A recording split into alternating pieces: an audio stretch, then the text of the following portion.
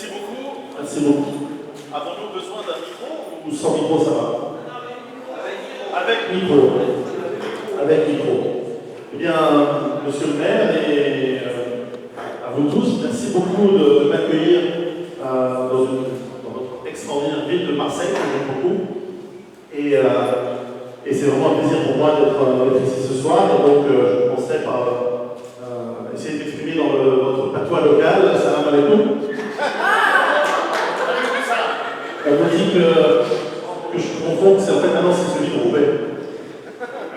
En fait, pour mes cousins, je suis d'origine piémontaise, donc pas très loin. Et j'espère vous passer des messages ce soir avec, j'espère un peu d'humour, j'espère un peu de légèreté. J'ai promis de ne pas dire trop de gros mots, parce que je suis un peu spécialiste dans mes présentations pour essayer de donner un peu de punch et de réveiller les gens, parce que nous allons faire quand même des temps difficiles. Et puisqu'on est cousins, je vais vous faire une confidence. Ma femme me déteste. Alors, la raison, c'est que chaque fois que nous sommes invités à un dîner, à une soirée mondaine ou quelque chose, et c'est vrai que je suis un écrivain suisse, et je suis dans les écrivains suisses qui sont le plus vendus au monde, et c'est vrai que j'ai des livres qui sont traduits dans plusieurs langues, en russe, en arabe, en anglais, etc., et en italien. Et lorsqu'on va dans les soirées, les gens nous disent « Qu'est-ce que vous savez, on a cette tendance en Europe, en Occident, au lieu de demander aux gens qui ils sont, on demande qu'est-ce que vous faites. Et alors, bon, je sais comment ça va finir. Je dis, bon, oui, je suis écrivain. Ah, un écrivain, vous avez commencé, les gens sont toujours intéressés par soi-disant des intellectuels. Bon. Alors on me dit, vous êtes écrivain, vous écrivez sur quoi? Et là, ma femme se cache les yeux. Moi, je dis, bon, j'écris sur le futur. Ah, comme c'est intéressant, dites-nous un peu, dites-nous en plus. Alors moi, j'hésite un peu, je vais vous voulez la version courte, hein, parce que la version longue, elle va nous prendre plusieurs heures. Elle dit, non, allez, résumez-nous. En résumé, ce que j'écris, c'est la raison pour laquelle, dans les 5 à 10 prochaines années, vous allez tous mourir. Alors là, je pense, ça fait le silence. Et ça explique en gros pourquoi on ne nous invite plus à ces soirées mondaines, à mon grand plaisir, mais au déplaisir de mon épouse, donc elle me déteste. Bon, enfin, ça va, on a quand même 4 enfants, donc ça se passe bien. Mais tout ça aussi pour dire que d'un point de vue technique ce soir, en fait, ce n'est pas un exposé, c'est une performance humoristique. Donc c'est un spectacle humoristique. Mon avocat m'a dit qu'en faisant ceci en France, j'ai à peu près le droit de tout dire. Et à vous de juger si ce que je dis est quelque chose qui déplaît ou pas, ou si c'est extrême ou pas. Très modestement, ce que j'essaye de dire, ce que j'essaye de faire, je mets un petit préambule, ce petit préambule est destiné à être, voilà, de cadrer un peu ce que j'essaye de faire, c'est de, simplement, comme disait George Orwell, en étant de tromperie universelle, vous allez voir à quel point nous sommes arrivés dans ces temps-là, dire la vérité est presque un acte révolutionnaire. C'est ce que j'essaye de faire. Mais ce que j'espère que vous allez faire avec tout ce que je vais vous raconter ce soir, ce n'est pas simplement de me croire, c'est de prendre ces informations, peut-être de les vérifier, et surtout de réfléchir par vous-même. Et ça, je crois que le pouvoir en place dans de nombreuses années ne veut surtout pas que nous réfléchissions par nous-mêmes.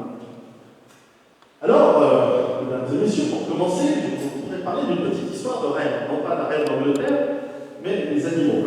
Cette île, qui se trouve dans le détroit de Bering, entre l'extrême orient russe et l'Alaska, c'est l'île de Saint-Mathieu. Dans cette île, pendant la guerre, en 1943, pour préparer l'éventualité de naufragés ou d'aviateurs qui se retrouveraient dans cette île, c'était en pleine guerre du Pacifique, les gardes-côtes américains ont placé 26 reines, donc des animaux, pour que éventuellement les naufragés puissent les tuer et se nourrir en cas de problème. Puisque la guerre a été un relatif massacre de Japonais par les Américains, ils n'ont pas eu besoin d'utiliser cette ressource, et ils ne sont pas allés les chercher, évidemment, ils les ont laissés sur cette île.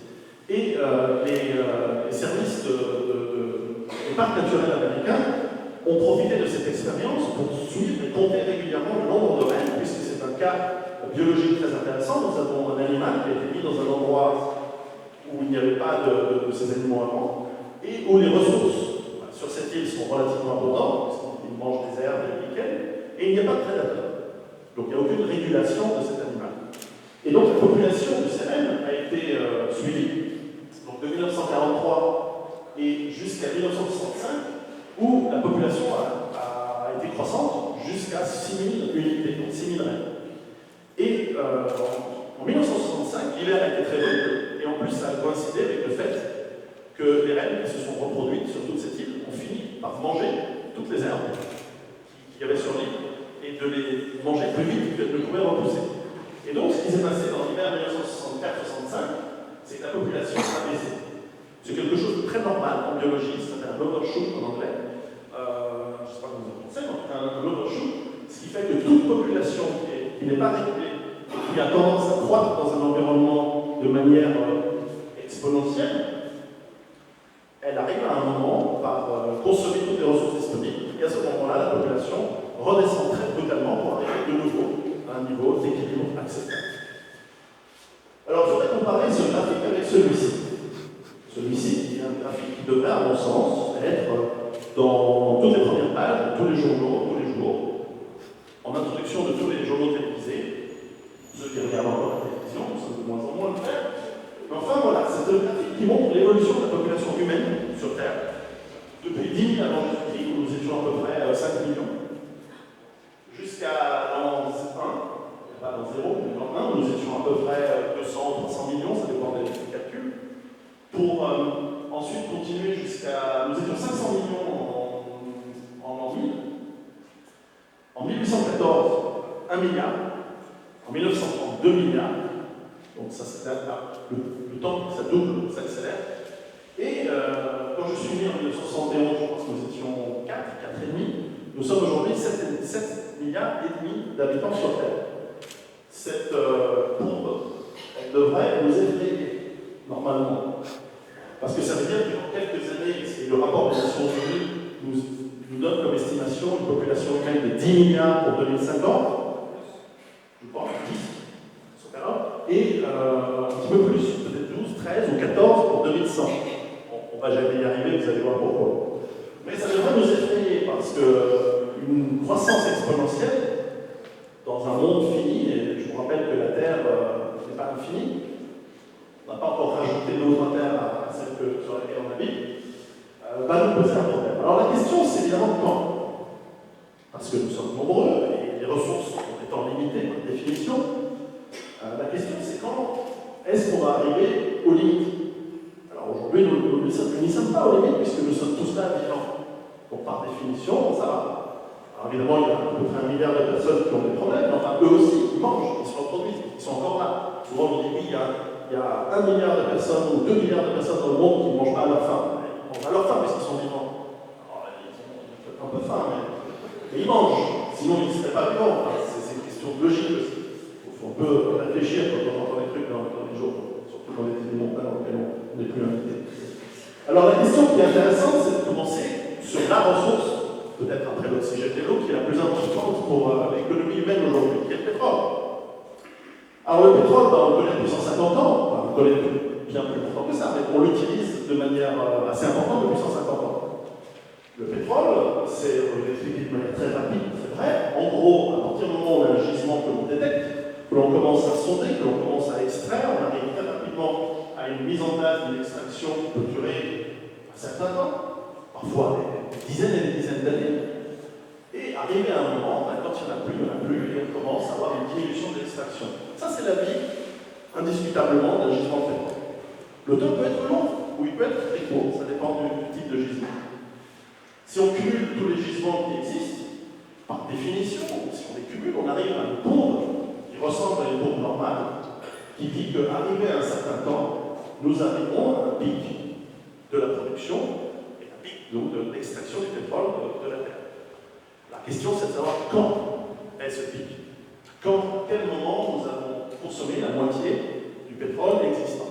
Rappelons que si nous sommes ici dans cette salle ce soir, c'est parce que nous avons du pétrole pour vêtir, pour fabriquer nos vêtements, pour ramener la nourriture, pour bien sûr permettre le transport, y compris les transports publics. Et si nous sommes éclairés à l'électricité, c'est parce qu'il y a beaucoup de pétrole qui a permis de fabriquer les centrales nucléaires françaises que nous faisons aujourd'hui.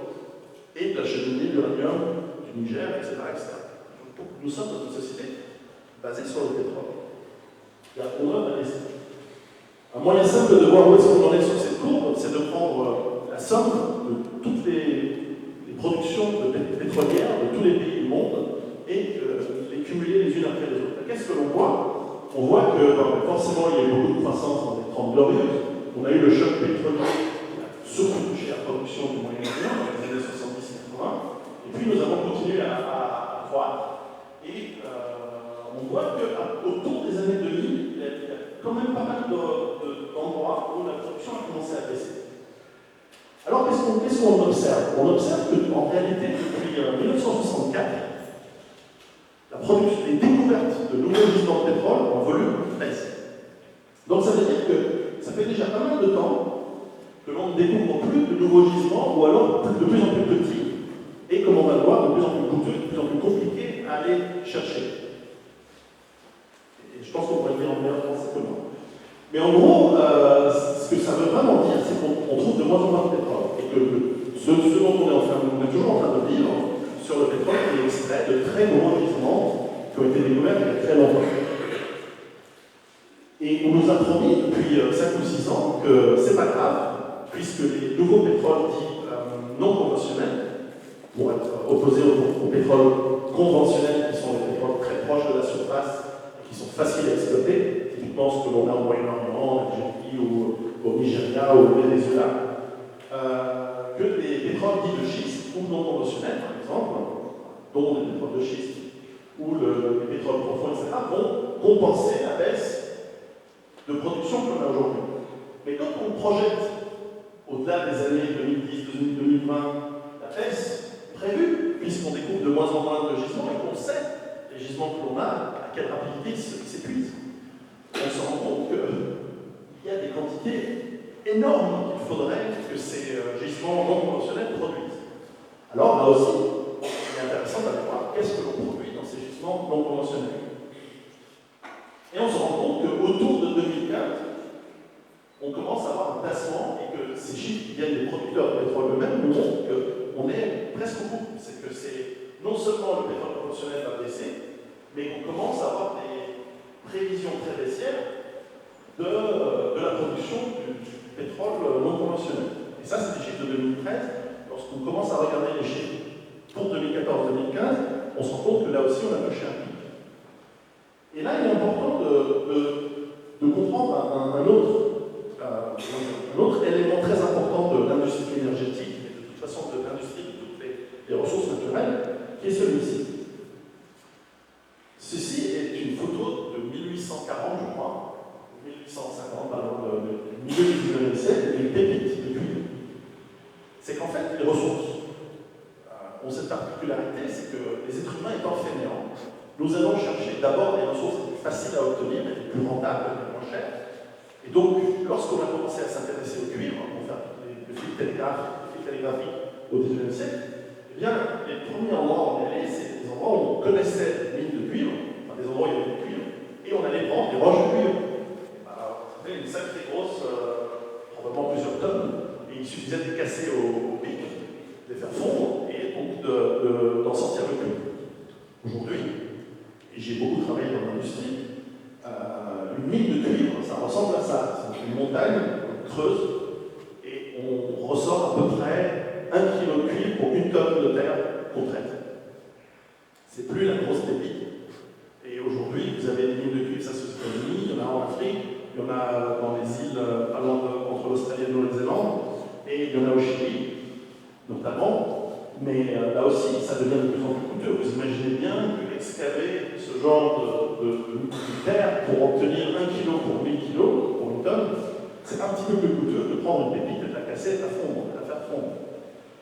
C'est beaucoup plus compliqué d'obtenir des énergies. Pour le pétrole, pour revenir au pétrole, c'est pareil. On a tous cette image un peu épinale du gisement, il suffit de faire un trou et par pression naturelle, le pétrole sort et il suffit de le mettre dans un pipeline et dans un baril.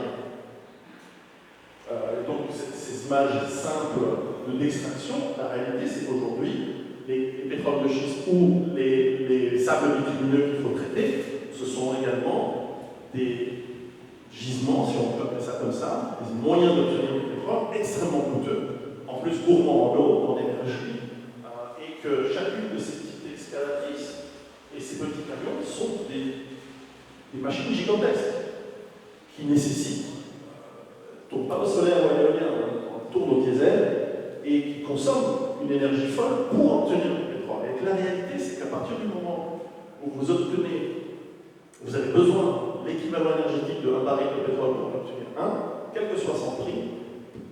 pas rentable d'un point de vue énergétique. Et donc, on peut très bien arriver à la fin du pétrole bien avant qu'il n'y ait plus de pétrole physiquement. Bien avant. Ça, c'est un premier point. Un des géologues que j'avais interviewé de British Petroleum nous disait cette phrase assez magnifique, je trouve. Il explique que nous sommes comme des rats de laboratoire qui ont mangé tous les cornflakes et qui découvrent émerveillés qu'on peut aussi manger le carton de la boîte. Et en fait, nous sommes en train, avec ces pétroles de schiste, avec que les journalistes malheureusement ne comprennent pas, parce qu'en gros, qui donne les informations, ce sont les industries pétrolières, et pour que leurs actions montent en bourse, pour qu'ils puissent obtenir des financements pour faire fonctionner une industrie de plus en plus compliquée, de plus en plus chère, et gourmande en capitaux, évidemment, ils disent on a des sommes, on a des quantités colossales de pétrole à extraire. Et puis, une fois qu'ils ont touché les capitaux, ils sont bien obligés, pour des raisons légales, d'expliquer, comme ça a été le cas des exploitants de pétrole de schiste en Californie, qu'en gros, ils se sont trompés de 98% sur l'estimation de leur réserve potentielle. C'est-à-dire qu'ils avaient prévu, je ne sais pas, 1000 milliards de barils, en réalité, il n'y en a que 2. Pareil, en Australie, les estimations du pétrole de schiste australien vont de 3 à 3 000 milliards. Et moi, je ne sais pas vous, mais moi, j'étais patron d'entreprise, j'ai créé des entreprises dans ma vie précédente, et j'imagine un financier de australien va faire entre 3 et 3 000 milliards de chiffre d'affaires. Vous le virez. C'est juste impossible d'avoir ce genre d'estimation imprécise. Donc là aussi, on sent qu'il y a une panique dans le milieu du pétrole, et le fait que les prix ont baissé ces derniers temps, on se rend compte aussi qu'à moins de $70 le baril, l'industrie pétrolière fait faillite, et à plus de $70 le baril, c'est l'industrie tout entière qui n'arrive plus à tourner de manière rentable. On est dans une phase très étrange de la gestion des prix de cette matière, tellement indispensable au monde tel qu'on le connaît. Et malgré les crises que l'on vit, on va en parler un peu plus tard, les demandes globales de pétrole, quand même, sont prévues d'augmenter. Parce que, à part des pays comme les nôtres, malheureusement, qui n'ont pas de croissance ou très peu, on estime tout de même que les pays émergents, comme la Chine, etc., bien qu'ils ralentissent, ont tout de même un besoin accru. Donc, on ne va pas résoudre simplement cette baisse de production par simplement de la décroissance économique. En plus, on verra, la décroissance économique n'est absolument pas souhaitée par quiconque est au pouvoir aujourd'hui, que ce soit dans les entreprises ou les États. Alors, fort de un autre élément qui est important de prendre en compte, c'est, en fait, la question, c'est quand. Parce que souvent, l'être humain qui n'est pas habitué à réfléchir en termes exponentiels, l'exponentiel, c'est souvent cette courbe en forme de J ou en forme de tige de hockey. Je sais que le hockey, c'est pas votre sport à Marseille, mais on a tous vu ces images bizarres de gens carapassonnés avec des tiges bizarres qui ressemblent à ça. Si on a un environnement de ressources finales qui va de 0 à 100, et qu'on a une croissance exponentielle dans un temps T, c'est la dernière chose théorique mathématique que je vous fais ce soir, à quel moment est-ce qu'on va atteindre la moitié des ressources? Intuitivement, les gens disent la moitié des ressources, c'est la moitié du temps. Non. La moitié du temps, ce serait ici. Mais comme la croissance exponentielle, on atteint la moitié des ressources relativement proche du moment où on a épuisé toutes les ressources. Et c'est ça qui est très contre-intuitif, mais qui est important de comprendre, c'est que quand on a consommé la moitié des ressources avec une croissance du nombre d'êtres humains qui consomment, parce que je vous rappelle qu'on n'est pas tous en train de vivre comme le paysan de Mali, l'Indien il veut vivre comme le Chinois veut vivre comme un Européen, l'Européen a tendance à vouloir vivre comme un Américain, c'est-à-dire avec une orgie de consommation de produits qui nécessitent des énergies, du pétrole pour être fabriqué, transporté, etc. Et donc, quand on arrive à la moitié, et il semble que ce soit le cas de plus en plus, le chiffre le temps qui nous reste avant que ça ait vraiment un impact est faible. D'autant que on ne va pas tous se retrouver avec les écrans télé braqués sur le dernier gisement de pétrole, on va sortir le dernier baril. Ce sera bien avant ça que ces pénuries vont nous impacter notre capacité à avoir de la croissance économique. Et encore une fois, la réalité, c'est que ça impacte toute l'activité humaine telle qu'on la conçoit aujourd'hui. Et malheureusement, ce n'est pas que pour le pétrole. Alors, je ne vous infligerai pas la même chose pour toutes les autres matières premières, mais c'est pour le zinc, l'aluminium, le bauxite, le fer, le cuivre, même l'uranium, le gaz, le charbon. Nous sommes sur des courbes de cette manière. Nous ne sommes pas au même endroit dans la courbe pour chaque matière première. Par exemple, il reste pratiquement plus de charbon de bonne qualité, mais il reste encore un peu, peut-être 50-100 ans de charbon de qualité médiocre. Il reste pas mal de lignite. On ne peut plus faire les mêmes choses avec de la lignite qu'on pouvait faire avec du charbon de très bonne qualité. On ne peut plus, la qualité baisse. Ça aussi, c'est un autre phénomène.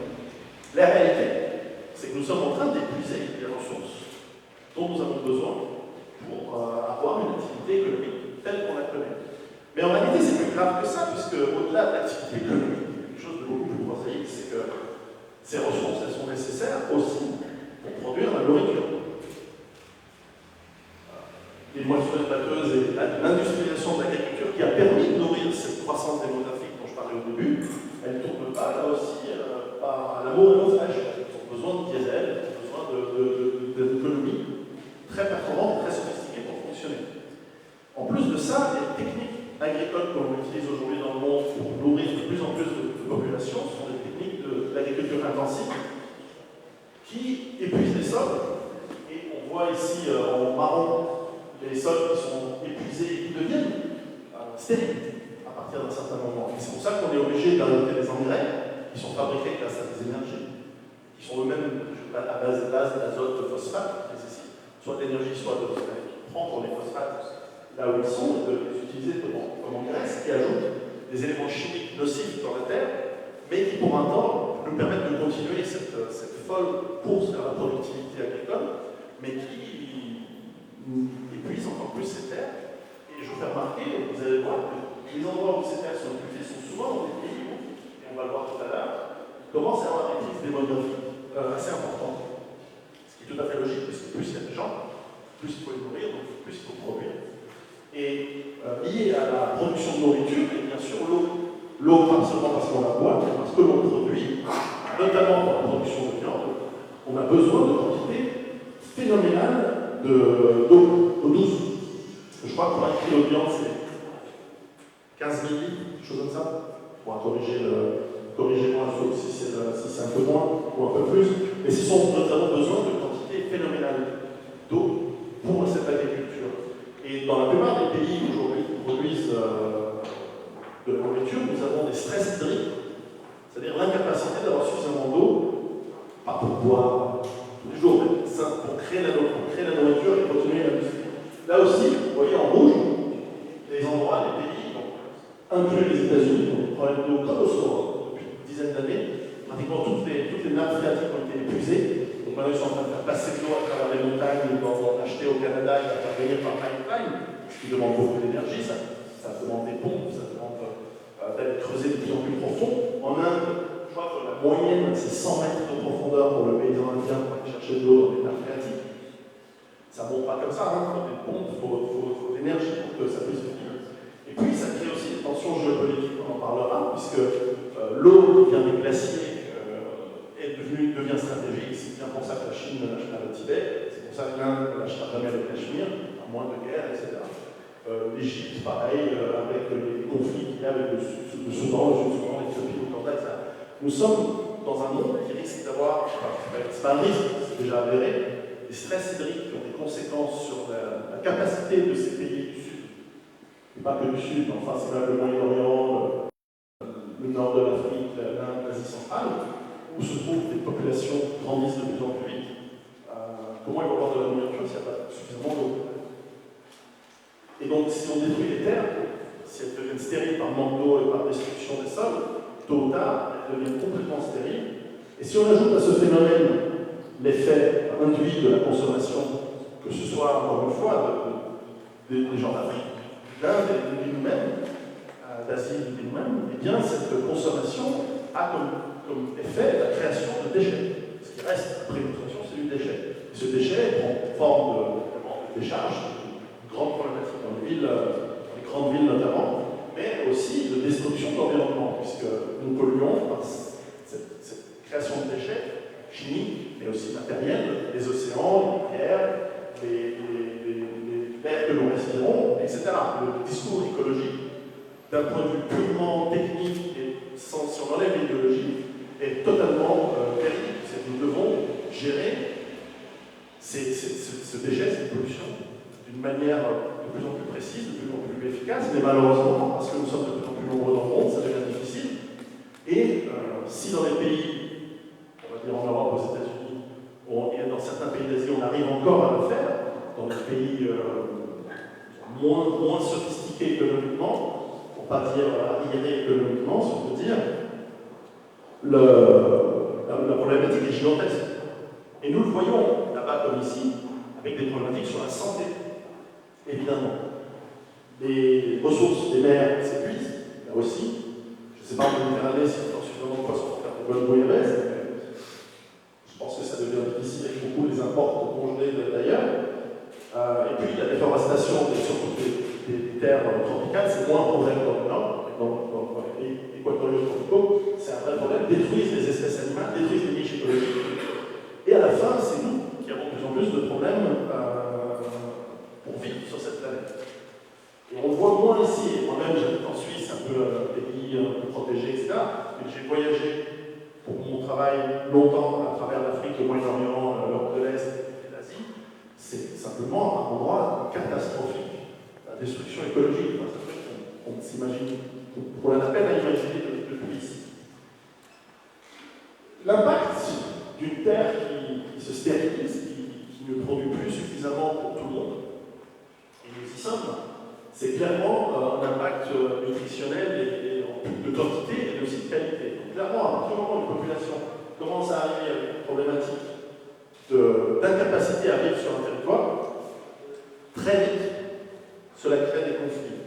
L'être humain est un mammifère, comme tous les mammifères, comme pratiquement tous les êtres vivants, nous luttons lorsque les ressources sont rares, et nous luttons pour le territoire et pour la reproduction. C'est comme ça. Nous sommes programmés. Nous ne vivons pas de photosynthèse, nous ne vivons pas d'amour. Nous avons besoin aussi de nous nourrir, de nous reproduire.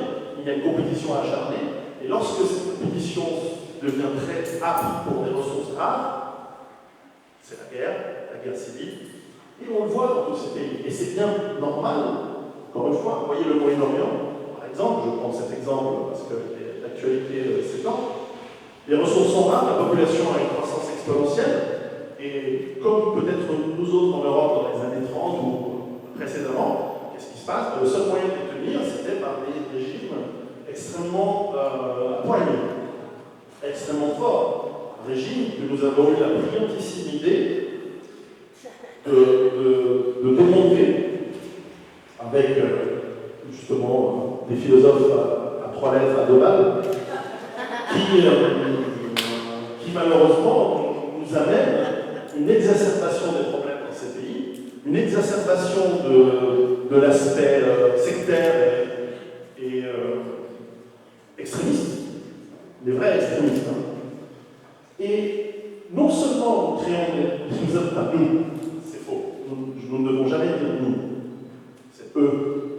Lorsqu'ils ont créé ces conditions pour lesquelles cet extrémisme et cette violence se mettent en place, en plus, ils ont financé ces groupes. Parce que je ne sais pas si vous êtes au courant, mais nos ennemis de Daesh, ISIS, je ne sais pas comment on les appelle, avec des vêtements tout neufs et des Toyota toutes neuves, ils ne les ont pas ramassés dans le désert, dans une oasis avec des dates. Ils les ont reçus, financés par l'Arabie Saoudite, le Qatar, les États-Unis, et ils ont été formés par l'autre, pour des raisons que je vous expliquerai plus tard.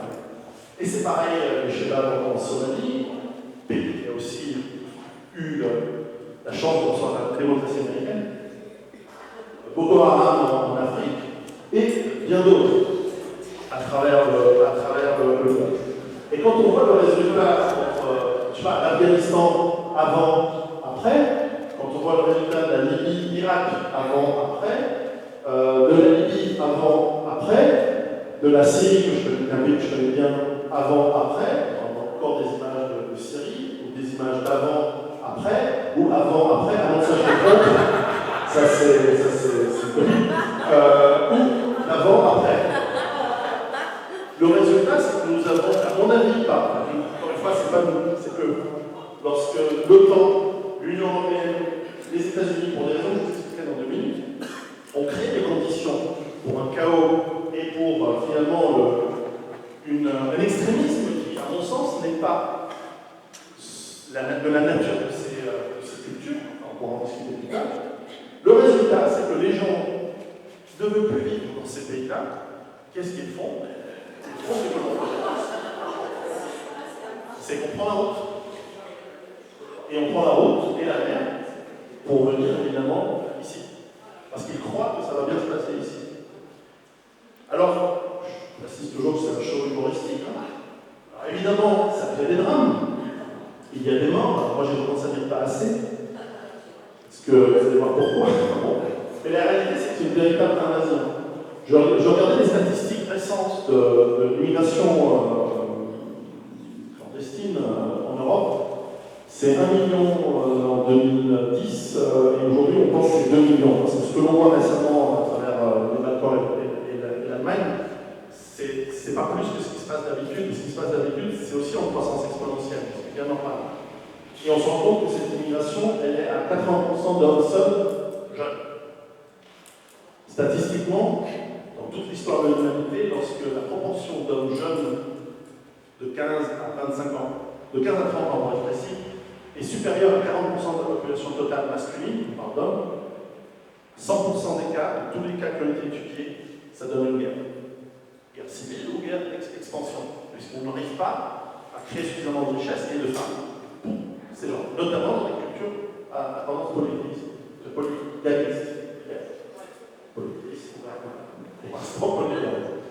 Et donc, ces migrations, on pourra en parler plus tard dans les questions-réponses si vous voulez en plus en détail, elles sont génératrices de violence, par définition. Et autant la personne, l'individu, ce qui est mon cas, l'individu n'est pas en soi le problème, ni même la religion en soi, à mon avis, mais le processus de masse fait que c'est inévitable que ça mènera des conflits. Depuis la nuit des temps, c'est toujours comme ça, 100% des cas. Parce qu'on parle de masse, ce n'est plus 50 000 Italiens qui kidnappent pour venir vivre à Marseille en 1850 ou en 1900. Ce n'est plus quelques centaines de milliers d'Algériens qui viennent à Marseille en 1960 ou en 1970. Là, c'est 1, 2, bientôt 3, et bientôt 10, et bientôt 50 millions par an. Il y a un réservoir inépuisable de jeunes personnes qui ont faim, qui ont envie, et qui croient qu'ici, ils vont pouvoir trouver le paradis, et d'autant que ça leur est vendu comme ça par des organisations qui veulent détruire, à mon avis, l'Occident, l'Europe, et qui les financent. Ces organisations, soyons clairs, pour moi, elles sont essentiellement d'essence de gauche, et souvent tombées par les États-Unis. Donc les vrais extrémistes, la vraie extrême droite, c'est à la gauche que ça se passe. Et on en parlera un peu plus tard. Et on nous vend ça à nous. Alors, autant on leur vend à eux que l'Europe, ce sera le paradis à ces pauvres gens. On nous vend à nous le fait que ces pauvres gens sont des futurs prix Nobel et qu'ils vont enrichir durablement nos économies et nous permettre de payer nos retraites. Et c'est là où je me pose la question, c'est marrant, parce que le cas de la Syrie récemment, et j'aime beaucoup la Syrie, et les Syriens sont des gens très en général, pour ceux que j'ai connus. Ces prix Nobel en puissance, ça fait 4 ans qu'ils étaient en Turquie. Et les Turcs sont aussi un peuple très, très intéressant, très évolué à mon avis. C'est des gens, vraiment des gens bien à mon avis. Pourquoi ils ne les ont pas gardés si c'est des futurs prix Nobel? Je ne sais pas. À mon avis, encore une fois, c'est un spectacle humoristique, c'est un avis, je dois dire ce que je veux. À mon avis, l'enrichissement culturel, il va plutôt ressembler à ça qu'à des prix Nobel. Passons maintenant à la solution que nous propose le pouvoir en place depuis 60 ans, 70 ans. La solution à tous ces problèmes est très simple, elle tient en un mot: croissance. Avec la croissance, nous allons pouvoir générer de quoi résorber le chômage, nous allons pouvoir générer de quoi générer plus de nourriture, de quoi faire de l'eau, développer des technologies pour remplacer le pétrole. Par miracle, bien sûr, l'invention humaine, bien sûr, avec la croissance économique, va pouvoir résoudre tous ces problèmes. Le problème de la croissance, c'est que comment est-ce qu'on va faire de la croissance avec des quantités de ressources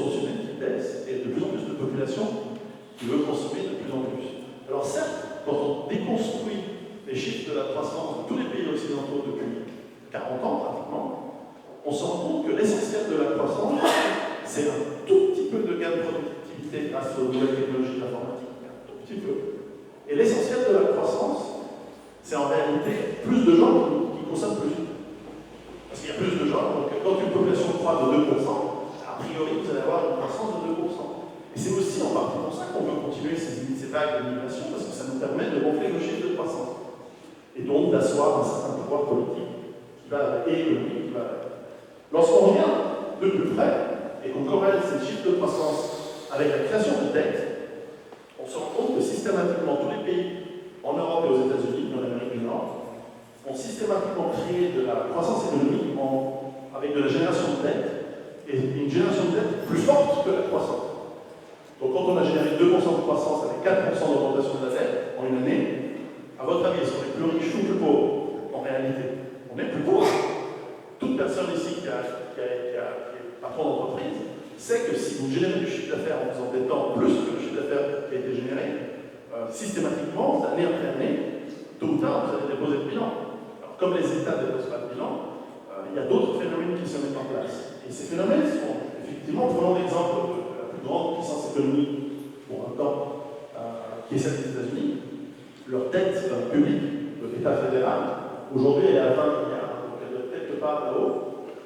Ça date de 7 ans, je vous le dis. Mais si je le mettais à jour en 2015, ça ne permettrait pas de monter le détail. Mais en gros, on a les États-Unis, première puissance économique mondiale, qui en fait, pour pouvoir croître, a besoin de générer 7 dollars de dette pour créer 1 dollar de croissance. C'est totalement absurde. Et on se rend compte que cette dette des États-Unis explose à partir des années 70, comme la dette française à partir des années 70. Et si on cumule les dettes des États, des ménages, des banques, la réalité des États-Unis, c'est qu'ils ont une dette qui est simplement colossale, qui est plusieurs centaines de trilliards de dollars. C'est-à-dire des facteurs 10, 20, 30 fois leur économie, les banques en compte. Et jamais ce sera remboursé. Donc qu'est-ce qui se passe quand un État n'arrive pas à rembourser? C'est tôt ou tard, à un moment, il fait un défaut, ou il continue à imprimer de l'argent, c'est la stratégie qui a été prise, évidemment, personne ne veut faire défaut. Mais tôt ou tard, lorsqu'on imprime de l'argent,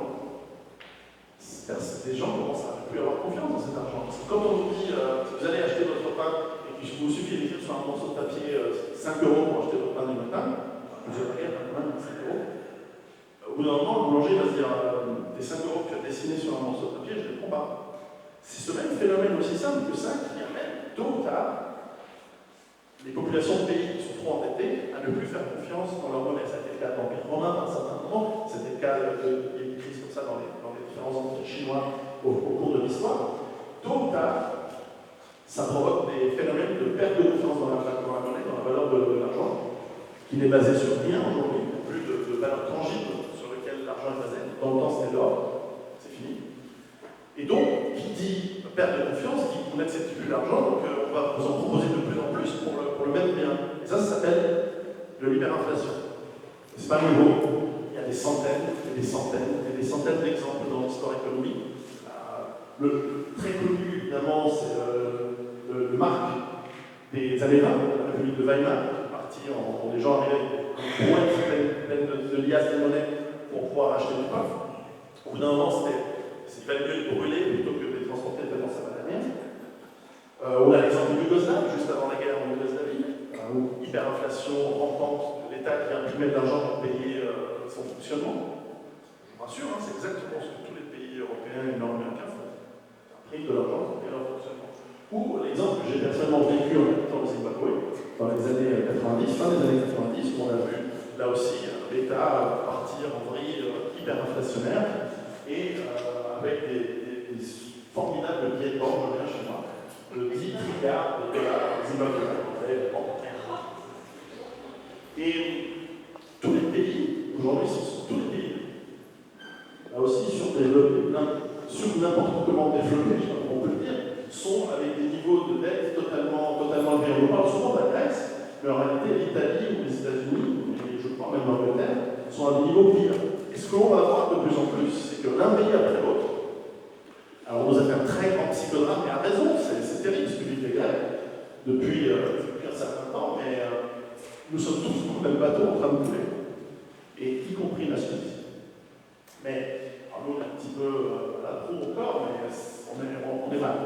très très mal à ce niveau-là. Alors qu'est-ce que vont faire les États d'une manière ou d'une autre? On l'a lu dans pas mal d'informations économiques, donc on observe bien, c'est qu'ils vont aller prendre l'argent là où il est, c'est-à-dire dans vos poches. Et ils vont le faire sans vous demander votre autorisation, d'une part par la taxation, mais de plus en plus en autorisant les propriétaires de la dette, c'est-à-dire les grandes banques, d'aller le prendre directement sur votre compte en banque. Et ça viendra, ça dépend comment on a fait la Chine. Où tout d'un coup, on a expliqué aux gens que 10% de leur âme devait être prise simplement pour essayer de renflouer les comptes d'un État trop gros et dispensieux et qui, lui, ne fait pas d'économie personnelle à ce niveau-là, à ce niveau de ses politiciens. En réalité, nous sommes en train de rentrer dans un monde qui est un socialisme pour les...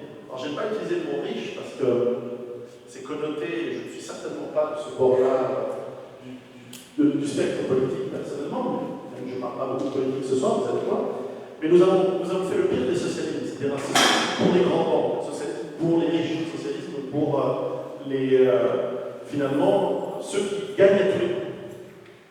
Et ce n'est pas du libre marché, ce n'est pas ce n'est pas comme ça que doit fonctionner une économie. Si vous prenez des risques et que ça ne fonctionne pas, ben, vous en payez les conséquences.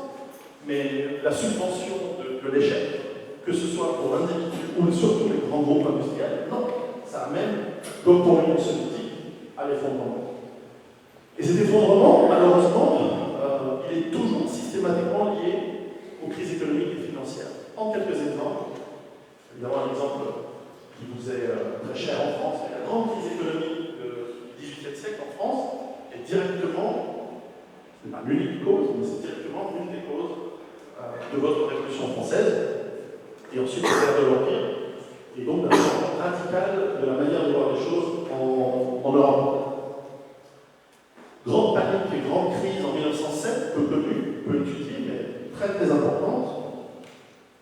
Systématiquement après, et ce n'est pas la seule cause, guerre de 14 ans. Évidemment, beaucoup plus connue, la grande crise de 1929, qui nous donne directement la Deuxième Guerre mondiale juste après.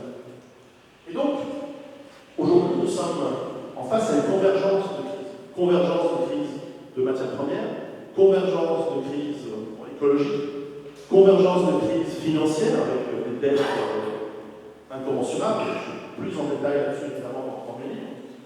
Et le premier perdant dans une crise, c'est celui qui a évidemment le plus à perdre, et c'est donc l'économie la plus grande, et c'est celle des États-Unis. Je vous fais remarquer, vous savez, que depuis les années 70, où les États-Unis se sont rendus compte qu'ils ont atteint le pic pétrolier d'abord chez eux, la focalisation de la politique étrangère des États-Unis n'était pas du tout sur le pétrole et le Moyen-Orient jusqu'aux années 70. C'est focalisé là-dessus, au point que les États-Unis ont même pris une grande partie de leurs forces armées qui étaient stationnées en Allemagne et en Europe pour les déployer, pour les préparer à être déployés pour le Moyen-Orient. Et on a vu, je crois que c'est le 17e corps aéroporté, qui a été déployé, parce que c'était le Rapid Deployment Force, la doctrine Carter-Brzezinski, pour être déployé au Moyen-Orient. C'est ce qu'ils ont fait ensuite en 1991 contre l'Irak. Et je vous fais remarquer que toutes les guerres qu'ont fait les États-Unis depuis cette époque, et on peut remonter même plus en arrière, elles sont liées au contrôle de ressources ou empêcher d'autres puissances de les contrôler. La Libye, c'est pour empêcher la Chine, qui a des contrats gigantesques avec la Libye, d'obtenir le pétrole libyen, etc. C'est pas la seule raison, je crois qu'il y a une histoire de financement de campagne. On appréciera le fait d'assassiner un chef d'État pour des histoires mafieuses, mais enfin bon. C'est toujours lié à ce contrôle de ressources. C'est vraiment très important. L'Afghanistan, trajet de pipeline entre les champs pétroliers du Kazakhstan et les terminaux pétroliers du Pakistan, et aussi plus grande réserve existante encore de lithium, très important pour les batteries. On se rend compte, lorsqu'on regarde de près, que ces guerres elles sont liées à ce besoin de ressources, mais aussi pour éviter la fin financière des États-Unis, qui sont la première puissance financière également. Et pourquoi? Parce que lorsque vous vous effondrez, ce qui peut provoquer l'effondrement des États-Unis, c'est justement cette perte de confiance dans une des forces capitales de l'Amérique, qui est le dollar, qui est la monnaie de réserve depuis les années 70, la monnaie de réserve du monde, même avant. De Gaulle avait compris qu'il y avait une arnaque derrière le dollar, il avait compris que le dollar n'était plus basé sur l'or. Nixon a enlevé carrément je crois que de Gaulle l'a payé cher avec les 68, mais enfin. À partir du moment où le dollar n'était plus basé sur le pétrole, mais à partir du moment où les forces armées américaines garantissaient que tout achat de pétrole devait se faire en dollars, de fait, le dollar devenait la monnaie de réserve du monde. Et plus le monde a du chaos, Libye, Syrie, Afrique, Mali, etc., plus les gens vont faire confiance, les gens, c'est vous et moi, mais aussi les banques et le reste, vont faire confiance, et les États, dans le dollar, parce qu'il a la force armée américaine derrière. Donc on peut comprendre aussi une tendance, je ne parle pas de complot, je parle d'une tendance des États-Unis à encourager le chaos là où ils vont. Et pas forcément faire les choses propres très bien. Ça aurait été des Allemands qui avaient envoyé l'Irak. L'Irak, c'est une puissance industrielle, avec le pétrole qui marche bien, les enfants à l'école en uniforme. À l'Allemand, non, les États-Unis, ils vont un peu à l'italienne, mais avec quand même des bons. On voit qu'ils créent du chaos. Et ce chaos permet de tenir encore un peu. Et je ne suis pas étonné que lorsqu'on creuse un peu, cette crise des migrants, pourquoi la Turquie laisse partir quelques millions de personnes qui étaient à peu près 900 000 plus les autres qui sont virés pour l'Europe, c'est parce que les États-Unis leur ont dit de faire. Hein. C'est pas la Turquie qui est dans l'OTAN, elle ne prend pas des décisions comme ça. Et c'est peut-être pour nous donner une leçon, pour créer un peu du chaos, pour nous dire nous sommes indispensables. Parce que le jour où les États-Unis ne sont plus indispensables, personne ne prend de là, et là, leur économie s'effondre. D'ailleurs, les conséquences de l'économie s'effondre. Alors là, la question qu'il faut se poser à ce moment-là, c'est bon, nos leaders, nos chers hommes politiques, et je vais faire une exception évidemment pour nos autres ce soir ici. Je vais exclure des gens qui n'ont pas eu le pouvoir à l'échelle nationale ou internationale de ce que je vais dire. Mais est-ce que la question qui se pose, c'est est-ce que nos hommes politiques, qui ont été vaguement élus par des processus vaguement démocratiques, encore que, est-ce qu'ils ont le calibre intellectuel, on ne parle même pas de calibre moral, mais de calibre intellectuel, et l'envie de se préoccuper de ce qui sera bon pour nous. Moi, j'écoutais il y a quelques années, par hasard, une interruption de notre glorieux leader, le président de la République d'aujourd'hui, qui expliquait qu'au fond, le Parti socialiste, en l'occurrence, qu'il représentait, était là pour défendre les intérêts des ouvriers indiens.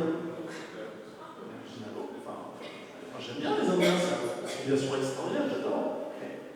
Moi, non, je ne suis pas français, mais les enfants sont un petit peu français parce que mon épouse est à moitié française, mais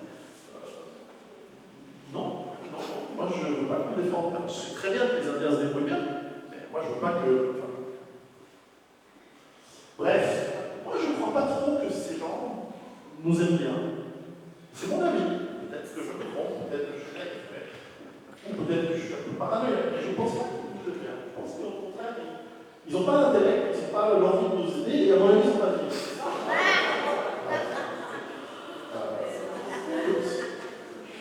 Et on le voit par justement leur politique.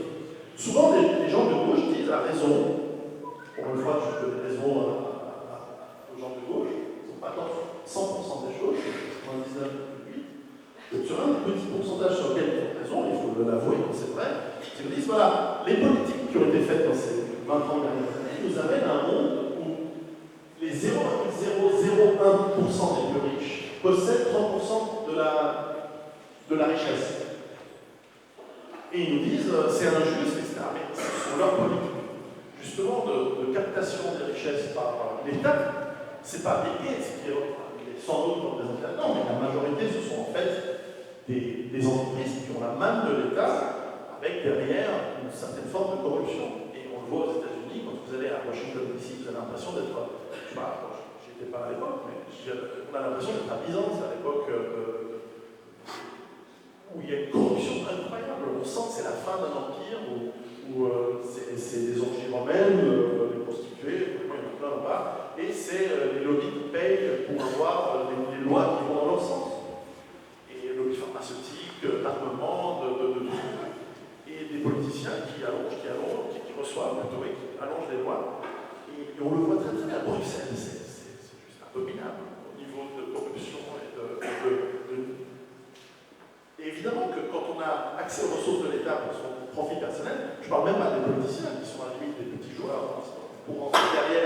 des entreprises dont certains actionnaires majoritaires gagnent des salaires fantastiques grâce à ces lois qui leur permettent d'avoir accès à des meilleurs marchés. On va voir avec le traité transatlantique comment les entreprises européennes vont se faire laminer par les entreprises américaines. L'Europe est un parpaing des États-Unis, c'est comme ça. Eh bien, c'est cette politique-là qui a amené aussi à ces inégalités. Ce n'est pas le libre marché. Alors là-dessus, qu'est-ce que font les États lorsqu'ils commencent à voir que ça ne marche pas? Ils rajoutent des politiques de surveillance, des politiques de limiter les libertés. On a vu, attention, Pierre Saint-Georges, dangereux, il va nous parler de pétrole, non, il ne faut surtout pas. Okay. Dangereux extrémiste. Très bien. On va essayer tous les moyens de limiter les libertés d'expression. Parce qu'on veut surtout que l'on continue à dormir, que l'on ne se réveille pas. Alors, il y en a qui se réveillent. Alors souvent c'est par idéalisme, souvent c'est par la jeunesse, mais à différence de 1968, quand il y avait quelques jeunes qui démontent les pavés dans une ville, aujourd'hui, on s'en fiche, l'État ne peut plus. À Paris, 2 millions de personnes, ils ont leur qui descendent dans la rue contre le mariage pour tous. Personne ne les écoute. L'État absolument rien. On se rend compte qu'on est passé dans un autre monde, on est dans une. Voilà, on est vraiment passé dans un autre. Mais ça peut dégénérer. On a vu en Bretagne un tout petit peu un début de quelque chose qui peut amener à trop. Tout ça pour dire que, et on pourra en parler plus longtemps dans les questions, mon avis personnel, c'est que j'ai peu confiance dans la politique. Mais ça ne veut pas dire que j'ai raison. Et on va en discuter tout à l'heure. Peut-être que la politique peut être un moyen, mais très personnellement, pour moi, vous allez voir, j'ai plus une solution qui commence par l'individu, mais ce qui n'exclut pas aussi des solutions politiques avec des gens capables qui ont à cœur l'avenir de leurs concitoyens, qui, vous en conviendrez, est face à des problèmes graves, et ce qui, à mon sens, c'est la fin d'un monde. Ce n'est pas la fin du monde, bien sûr, c'est la fin d'un système, c'est la fin d'un modèle, c'est la fin d'une forme de civilisation. Nous arrivons à la fin de ce monde-là. Et ce n'est pas dans 50 ans, c'est maintenant. Alors, la question qu'on doit se poser, c'est comment est-ce qu'on va réagir à ça, à ces crises? Parce qu'après tout, lorsque une centrale nucléaire explose après un tsunami au Japon, on voit les Japonais disciplinés, être organisés, reconstruire dans le calme, je ne dirais pas la bonne humeur, mais dans le calme. Leur culture fait qu'ils gèrent ça de manière zen. C'est une façon de faire. C'est une façon de faire souvent très intelligente et qui permet de gérer les crises d'une manière organisée, calme. Voilà. Est-ce que nous allons réagir comme ça? On peut aussi réagir aux crises en faisant pipi dans nos culottes, en étant complètement ahuri et en ayant peur. Ça peut arriver. Ou alors est-ce qu'on va réagir aux crises par une approche un peu plus psychopathe? Moi, je n'ai pas la réponse. Je vois qu'aux États-Unis, lorsqu'il y avait l'ouragan Katrina qui a dévasté l'île de Nouvelle-Orléans, très très vite, des gens se sont donnés au pillage, etc. Ce n'est pas les mêmes populations qu'au Japon, etc., etc. Mais cette question, on doit se la poser. Comment nous, vous, vos voisins, autour de vous, vont réagir à ces crises? Commence, on le voit. Il y a 4 ans, lorsque je présentais cela, les gens me disaient, mais non, tu exagères. Là, aujourd'hui, c'est fini. Plus personne vient me dire, non, non, on me dit, peut-être qu'il y a encore des solutions, peut-être que... Mais voilà, ça explique les 100 000 copies du livre qui se vendent. Malheureusement, j'espère me tromper. Vraiment, j'espère que tout ce que je raconte n'arrive pas, mais malheureusement, je le vois. Et donc, prenons 5 minutes pour analyser qu'est-ce que le citoyen aujourd'hui dans notre société. Hélas, je n'ai pas des bonnes nouvelles. C'est mon avis, j'ai l'impression que nous ne sommes plus des citoyens, nous sommes des consommateurs. De plus en plus, dès notre plus jeune âge, nous sommes conditionnés à consommer, à ne pas réfléchir plus loin de notre nez. Nous sommes conditionnés par la télévision, nous sommes conditionnés par les gens autour de nous, par une forme de pensée unique, par une forme d'autocensure de ce qu'on a le droit de dire ou pas dire, et quand on dit ce qu'on ne doit pas dire, carrément des pressions, on a vu, des pressions qui en réalité ne sont pas des pressions, parce qu'à la fin, quand on se rend compte de qui fait les pressions, on se rend compte que ces trois Gugus et une idéologie. Mais en réalité, ils sont personne. La plupart des gens, ils ne sont pas du tout dans ces optiques la plupart des Français sont pour la liberté d'expression. La plupart des Français sont des gens en réalité encore raisonnables. Mais on est conditionnés pour avoir peur. On faisait la remarque tout à l'heure, il y a 20 ans, les gens n'osaient pas dire qu'ils votaient Front National. Les gens n'osaient pas trop dire en public qu'ils avaient peur de l'immigration galopante. 20 ans plus tard, ça se voit qu'ils avaient raison, en tout cas sur ces éléments-là, et les gens l'expriment. Enfin, je ne sais pas vous, mais les gens le disent. Moi, j'entends de plus en plus des gens autour de moi dire des choses qui étaient indicibles il y a encore 4 ans. Ça change. Mais enfin, il y a encore cette panthéonie. Ensuite, d'un point de vue plus, comment dire, anthropologique. Permettez-moi de parler de notre beau pays, la France, mais ça vaudrait pour la Suisse et ça vaudrait pour tout l'Occident. Il fut un temps où l'homme français, c'était ça. C'était bien, c'était pas mal. Il faisait l'envie du monde entier. Aujourd'hui, moins. Et je vous dis ça en étant quelqu'un qui est totalement effamé. Moi, je n'ai aucun problème. Mais je remarque aussi que la jeunesse est différente qu'avant. Quand on regarde la semaine dernière, j'ai donné une conférence à Orange sur la violence dans la société. La violence gratuite est de plus en plus fréquente.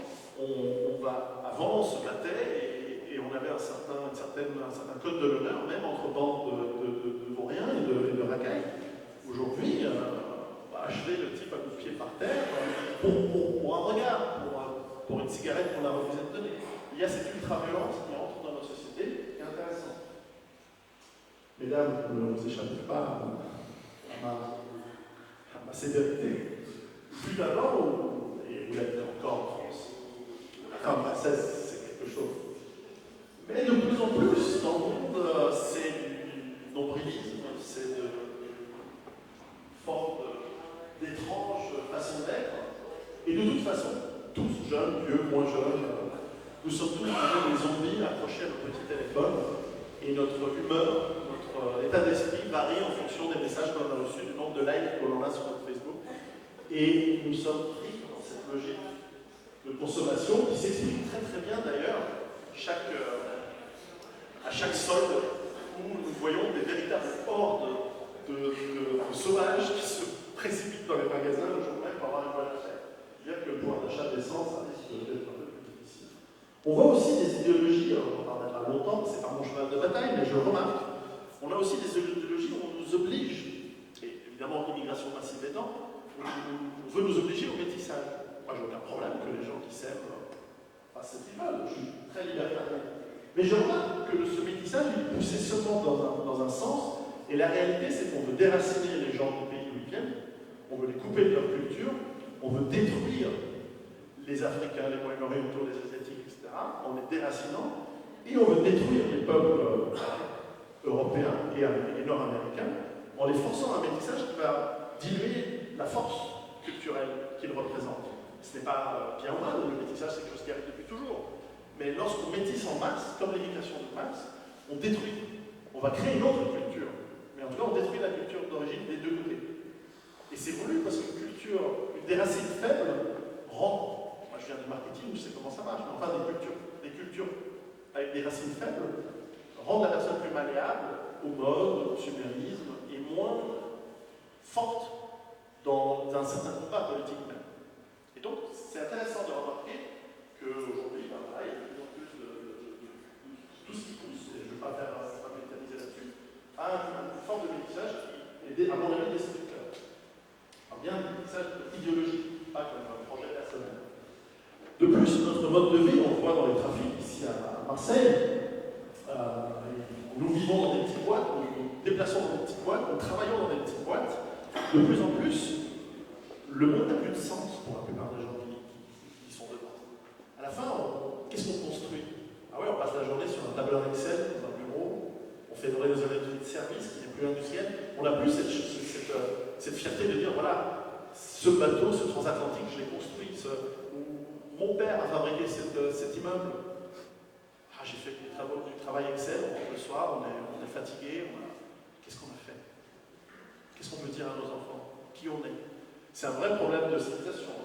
Et tout ça, bien sûr, on le fait à crédit. On mange de plus en plus de la nourriture horrible. Je ne saurais trop vous conseiller la lecture d'un livre d'un auteur local qui s'appelle Gilles Lartigot, qui écrit un livre sur la nourriture et la réflexion qu'on doit avoir autour de notre alimentation. Un livre que je vous conseille. C'est purement abominable ce qu'on nous fait manger. Et je sais que vous êtes dans un pays où on aime la bouffe, donc moi j'adore la bouffe, on mange bien avec ça. Mais de plus en plus, c'est horrible. Donc tout ça combiné, il n'y a pas étonné que notre mode de vie soit générateur de dépression, de déprime. Et encore une fois, ça tombe bien parce que quand on déprime, on va aller chercher la solution de la consommation pendant un temps. C'est comme de la drogue, c'est comme un fixe.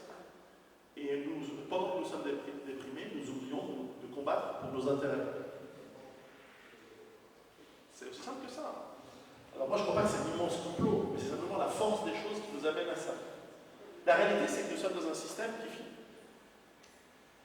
On est en rupture d'une façon d'être. Et quand bien même vous ayez, et je vous le souhaite en France, et je le souhaite en Suisse, un changement politique majeur ces prochaines années, on en parlera peut-être dans les questions-réponses, la réalité c'est que le monde dans 5 ans ou dans 10 ans sera radicalement différent du monde qu'on connaît et du monde qu'on a connu. Mais radicalement différent. Et on va essayer de limiter les dommages, et c'est notre rôle en tant qu'individu, mais aussi en tant que société. On va en parler plus en détail dans les prochaines minutes. Ce qui est intéressant, et c'est là où commencent les bonnes nouvelles, parce que là je pense que vous êtes bien déprimés normalement, j'espère qu'il n'y a aucun suicide dans cette... Ok. Les bonnes nouvelles commencent maintenant, c'est-à-dire qu'en fait, les sociétés qui se sont effondrées, qui ont eu un changement majeur de civilisation, en fait, il y en a plein. Alors certes, beaucoup ont disparu dans le processus. L'île de Pâques, ils ont fini par bouffer entre eux, ils sont tombés dans le cannibalisme. Les Mayas ont fini dans le sacrifice humain, dans des religions folles. Ça pourrait nous arriver, des religions folles. Et l'Empire romain, il s'est fait conquérir par les étrangers, par des barbares, les ancêtres. Les grands blonds, aux yeux bleus, ils sont venus du Nord. Mais plus prosaïquement, on peut étudier les mécanismes. J'ai étudié ces mécanismes pour écrire mes livres, parce que c'est pas juste mon avis que je donne dans mes livres, c'est également l'étude de quelques processus qu'on le retrouve à travers cela. D'autres l'ont fait peut-être mieux que moi, comme des Jared Diamond, des gens comme ceci. Plus proche de nous, il y a l'effondrement de l'Union soviétique, qui est très similaire. Nous avons une idéologie qui tenait coûte que coûte alors que plus personne n'y croyait, qui ne vivait que par une intelligentsia de médias achetés et servis, des intellectuels achetés et servis, avec l'exception Solzhenitsyn par exemple. Mais finalement, l'Empire soviétique qui s'effondre est très proche de l'Empire américano-européen. Très très proche comme structure, sauf que nous on a plus de biens de consommation.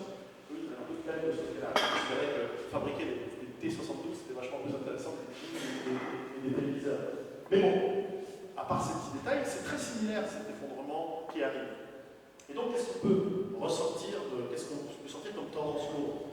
Je ne suis pas devin, je ne suis pas prophète, je ne sais pas exactement comment vont avoir lieu ces prochaines années pendant cet effondrement, qui, à mon avis, par contre, me demande quand est-ce que ça va démarrer? Je ne veux pas te dire que ce sera le 14 août à 16h30, ça a déjà démarré, on est déjà dedans.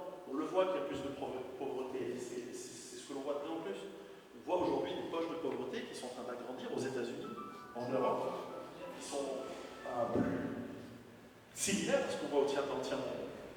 Très très similaires. On voit de plus en plus des actions militaires, et on va en voir de plus en plus des actions de police qui vont être faites par l'armée, dans de plus en plus d'endroits. Je ne suis pas étonné de voir aux frontières de la Hongrie, mais même aux frontières de la Suisse, des exercices militaires pour stopper ces vagues migratoires avec de l'armée. Et c'est pas avec des chocolats, des bisous et des slogans, c'est vraiment avec des barrières physiques. Parce que la Hongrie, elle ne peut pas accueillir 1 million de personnes. C'est juste pas possible, la Suisse ne peut pas. Donc à un moment, on fait ce qu'on doit faire. Après, il y a le clandestin, il y a aussi l'acceptation de mourir, c'est le suicide. Ça existe dans l'histoire. Mais à la fin, c'est à nous de choisir. On va avoir de plus en plus, justement, de tensions à travers le monde, de plus en plus de ces vagues migratoires. Croyez-moi, nous n'en sommes qu'au début. Après, c'est pas inéluctable, mais nous n'en sommes qu'au début. Et ces problématiques vont accentuer ce qui existe déjà aujourd'hui, c'est-à-dire des phénomènes de violence. Encore une fois, c'est essentiellement des jeunes hommes qui migrent, ce ne sont pas Ce ne sont pas beaucoup des familles, ce sont des jeunes hommes avec les conséquences que l'on sait. Et croyez-moi, ce qui va se passer, c'est comme dans d'autres pays, c'est que lorsque si l'État ne fait pas le boulot, peut-être qu'une partie de la population va docilement accepter une sorte de suicide civilisationnel, mais ce n'est pas le cas de la majorité, enfin, ce n'est pas le cas en tout cas de toute la population. Une partie de la population, que l'on le veuille, que l'on souhaite ou pas, va finir par s'organiser. S'organiser en milice, on a vu les avis, s'organiser en gangs qui existent déjà et qui sont déjà parfaitement aptes à survivre dans un monde qui s'effondre. Des gangs armés, comme la criminalité, je crois qu'il y en a eu à Marseille dans le temps, je crois qu'il y en a encore, qui sont sous des lignes mafieuses, parfois ethniques, parfois multi-ethniques, enfin, qui existent et qui sont prêtes. Eux n'ont pas cette théorie-là, ils s'en fichent. Ils sont dans leur business quotidien. Mais le jour où ça s'effondre, le jour où l'État se retire encore plus de ces zones de non-droit, pour eux, c'est open bar. Et il faut espérer qu'à leur tête, il y ait des gens relativement raisonnables, pas des fous furieux à Daesh. Parce que les Tchétchènes et d'autres, c'est sauvage. Ce que l'on va voir, à mon avis, de plus en plus, c'est de plus en plus de mensonges relayés par les médias serviles, encore une fois, il faut dire ce qu'il y a, pour nous emmener, c'est grâce à lui que j'ai commencé à faire tout ça, en 2003, lorsque j'ai vu qu'on demandait de manière si évidente aux Nations Unies sur les armes de destruction massive de l'Irak, j'ai commencé à creuser, c'est comme ça que j'en suis arrivé. Donc en fait, je dois beaucoup à Colin Powell. Mais enfin, on va voir de plus en plus, à mon avis, des mensonges. On le voit aujourd'hui sur l'Ukraine, ce qui a été raconté depuis quelques années, c'est exactement l'inverse de ce qui se passe réellement. On va avoir de plus en plus des opérations armées, sauf que ça commence à ne plus marcher. Je vois, j'ai beaucoup d'amis dans les forces armées en France, mais aussi aux États-Unis, notamment aux États-Unis, et de plus en plus d'Américains ne veulent plus participer à ces guerres. Ils ont compris que c'est une arnaque, ils ont compris qu'ils ont des problèmes chez eux, ils le voient tous les jours, eux ils ne sont pas à Washington DC ou à Manhattan, eux ils voient la pauvreté. Les dizaines de millions d'Américains qui vivent dans des tentes. Près d'un tiers, près de 100 millions d'Américains vivent avec des tickets de rationnement, des aides alimentaires. Hallucinant. Les États-Unis, il y a encore quelques années, étaient une sorte de phare pour la civilisation, mais en fait, qui s'effondre réellement, déjà maintenant. Alors oui, on va avoir de plus en plus de guerres, et j'exclus pas, ça j'espère vraiment qu'il y aura des gens sensés, mais j'exclus pas que ces guerres dégénèrent. Alors, on va pas aller dans ces scénarios-là parce que ça c'est vraiment stressant, mais c'est pas à exclure. C'est pas à exclure lorsqu'on cherche le conflit entre des puissances comme la Russie et les États-Unis ou la Chine. C'est pas à exclure. Plus prosaïquement, revenons à des choses plus simples et moins horribles. Mais quand même, si une crise économique devient lourde, un des phénomènes qui risque d'arriver, c'est le suivant. Nous vivons tous dans un système d'approvisionnement des villes, notamment, extrêmement complexe. Ce système est basé sur une économie performante, sophistiquée, où tout nous est amené quand on en a besoin. En anglais, on appelle ça just in time, juste à temps. Nous avons vu, lorsqu'il y a eu des ouragans, par exemple samedi à New York, où des millions de personnes sont retrouvées sans électricité, sans eau courante, et évidemment sans camions qui amènent la nourriture, les médicaments, et donc qui se retrouvent dans une situation de manque.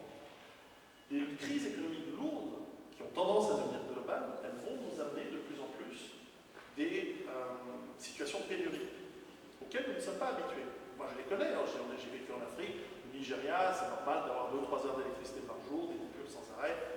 Bon, puis un jour, vous êtes il n'y a pas un médicament dans la pharmacie, bon, ben vous attendez. Quand vous êtes habitué, ça va. Mais quand vous êtes habitué à obtenir votre médicament le jour même où vous en avez besoin, ce changement qui va arriver de plus en plus, ça va être un effet stressant sur nous-mêmes, sur notre société. Et peut-être que ça va nous amener, à justement exacerber les problèmes et les conflits qui existent aujourd'hui. Il faut en être conscient, avec des problématiques de taille. Alors, face à cet avenir que je dépeins sombre, encore une fois, j'espère me tromper, j'espère vraiment qu'on va tous vivre en se donnant des bisous, en se donnant la main, et finalement ça va être super. Non, je ne crois pas. Personnellement, je n'y crois pas. Et pour moi et ma famille, je crois pas. Donc je ne pose pas l'espoir de la survie des enfants simplement dans oui, mais bon, ça m'insecte et tout ça. Non. J'ai pris les choses en main. Et c'est là où voilà, on pardonnera. C'est pas vrai que je n'ai pas confiance dans la politique, mais disons que je pense qu'il faut d'abord se prendre en charge soi-même. Ce qui n'exclut pas qu'ensuite, nous avons une action, si possible de la démocratie, mais pas que la démocratie, aussi en disant les choses, en n'ayant pas peur de nous exprimer, de dire ce que l'on veut. On peut être... Moi, je n'ai aucun problème avec, par exemple, les gens d'extrême gauche ou les antifascistes ou je ne sais pas quoi. Je trouve que c'est très bien qu'ils s'expriment. Ils sont 22. Mais c'est très bien. Et on écoute ce qu'ils ont à dire, si on arrive à comprendre. Et puis ensuite, on intègre pas. Je par exemple, Marx, c'est vachement intéressant à lire. Je ne suis pas d'accord avec ses conclusions, mais il a une analyse intéressante. Et d'autres aussi. Donc, c'est important de aussi s'exprimer. Le jour où on vous empêche de vous exprimer, c'est peut-être parce qu'on a une chose intéressante à dire. Alors, le concept que j'ai repris, que j'ai développé dans mes livres, c'est un concept qui démarre par l'individu. Vous allez voir où il va finir. Très simple. Je l'appelle la base de l'autonomie durable. Parce qu'à un moment, il faut se fixer. On ne peut pas être nomade, on ne peut pas être dans les avions sans arrêt, et être citoyen du monde, et faire quelque chose contre ce qui est en train d'arriver. À un moment, il faut s'enraciner. D'ailleurs, cet enracinement, c'est un message, à mon avis, très important qu'on a à faire envers les populations qui ne sont pas d'origine de chez nous, entre guillemets, chez nous. De leur dire, si vous vous enracinez, bien sûr en nous amenant une partie de votre culture, mais essentiellement en prenant une grosse partie de la nôtre, et que vous enracinez, et il y a énormément de Français, je peux parler des Suisses, si vous permettez également de partager les Français qui me parlent, qui me disent, non, mais moi je m'enracine en France, je suis d'origine kabyle ou algérienne ou Côte d'Ivoire, et je me sens vraiment, voilà, je me sens français. Mes parents étaient là dans les années 70, je suis né dans les années 90, voilà, je me sens français, c'est pas une majorité. Mais il y a un message pour ces gens-là. Autonome, parce que vu les crises qui arrivent, on a intérêt à développer une autonomie, l'autosuffisance. Moins on est dépendant de tout un système complexe, moins les crises dans ce système complexe nous impactent. Donc moins on stresse, et plus on peut vivre correctement et décemment. Et durable, parce que ces crises, certes, il peut y avoir une crise locale, il peut y avoir une grève des ramassages des ordures qui vous embête pendant 2-3 jours. Mais si ces crises sont très très lourdes et qu'elles durent pour toujours, parce qu'on change de monde, ben, il vaut mieux s'organiser pour pas simplement avoir une stratégie à court terme, mais durable. Et ces trois éléments s'auto-améliorent et s'auto-enrichissent. Puisque plus vous vous enracinez, plus vous allez avoir tendance à être autonome, vous allez voir comment, et plus vous vous préparez pour la durée, plus vous êtes motivé à vous enraciner correctement et profondément.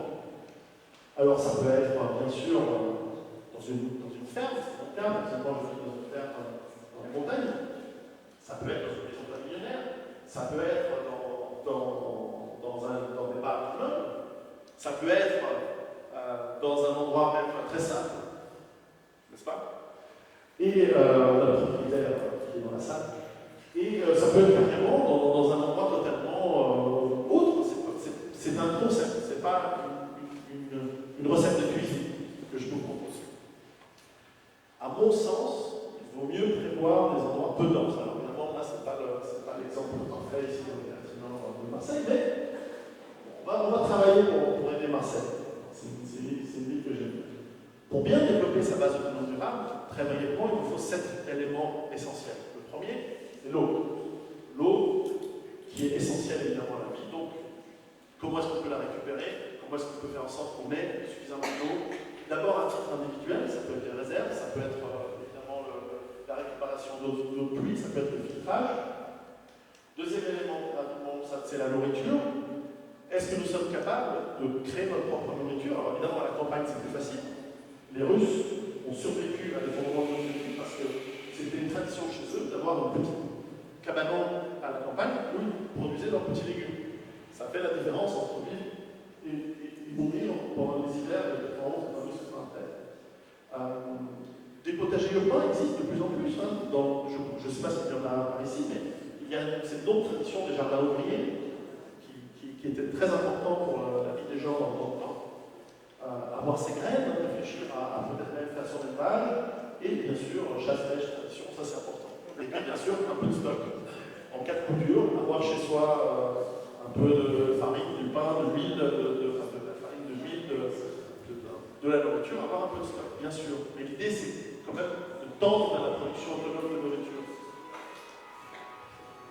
Troisième point. Pause.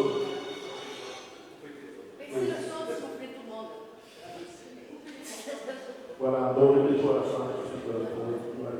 Troisième point important, l'hygiène et la santé.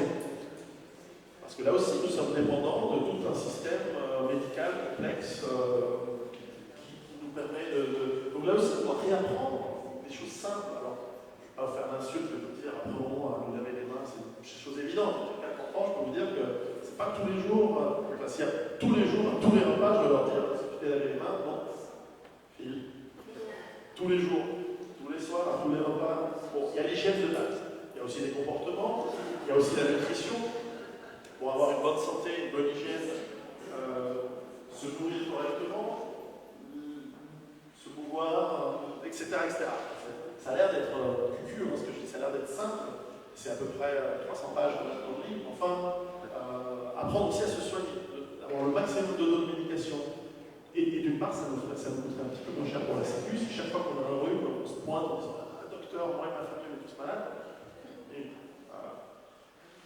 Apprendre à s'auto-soigner au maximum, ce que faisaient nos grands-parents, ce que faisaient nos grands-mères, et de largement lâcher un peu de lest à cette sécurité sociale excessive que l'on a pour tout, et toute la vie qui soit chez nous, ça va. Quatrième point, l'énergie. Là aussi, réfléchir comment est-ce qu'on peut d'abord économiser, utiliser moins de consommation énergétique, c'est fondamental, par l'économie, par des systèmes intelligents, notamment dans le chauffage. Et ensuite, oui, après, produire un petit peu de ce qu'on a besoin. Là, les subventions étatiques, bien que ce soit un truc que je déteste, tout ce qui est, dès que l'État rentre dans une économie, ça va fond l'air en général. Mais enfin, on peut encore utiliser l'aide d'un système économique pour nous permettre aujourd'hui de mettre en place ce qui peut nous permettre de produire de l'électricité, notamment, mais aussi de l'énergie, etc.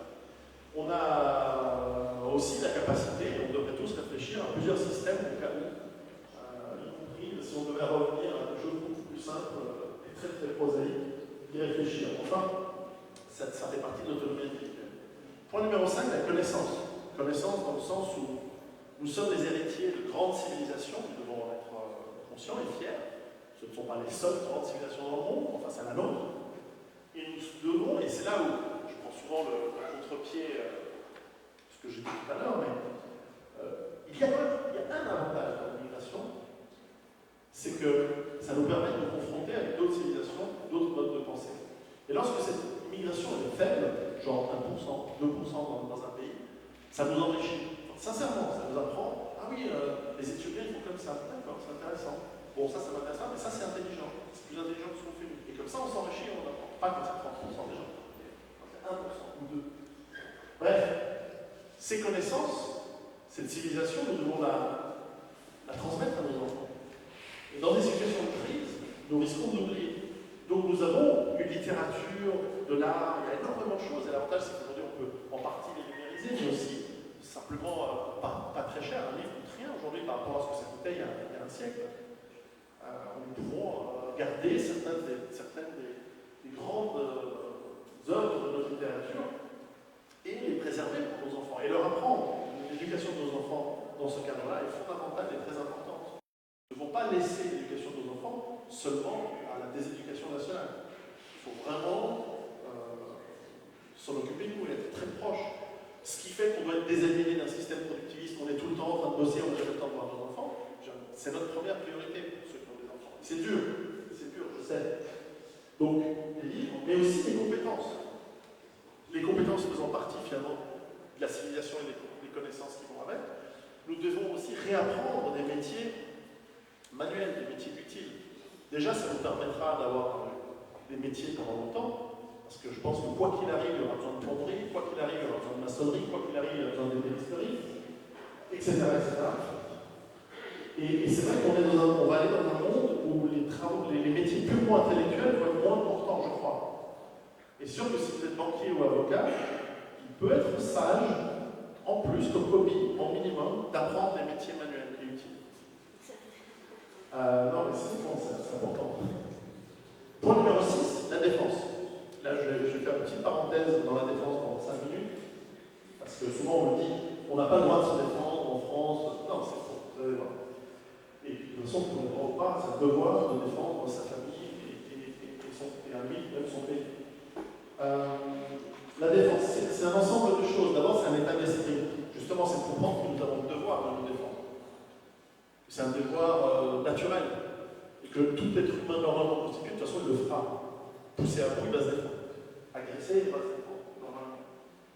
Et cette défense, elle commence souvent, et je dis souvent, commencer par une approche physique. C'est-à-dire que nous ne sommes plus confrontés, et on voit sur Internet, tous les gens qui se permettent des insultes dans tous les sens, qui ne seraient jamais arrivés si les personnes étaient face à nous. Parce que le physique, ça fait quelque chose. En général, je peux avantager dans ce domaine-là, mais comme disait l'autre, quelqu'un de 120 kg par quelqu'un de 60, celui de 60 coûte.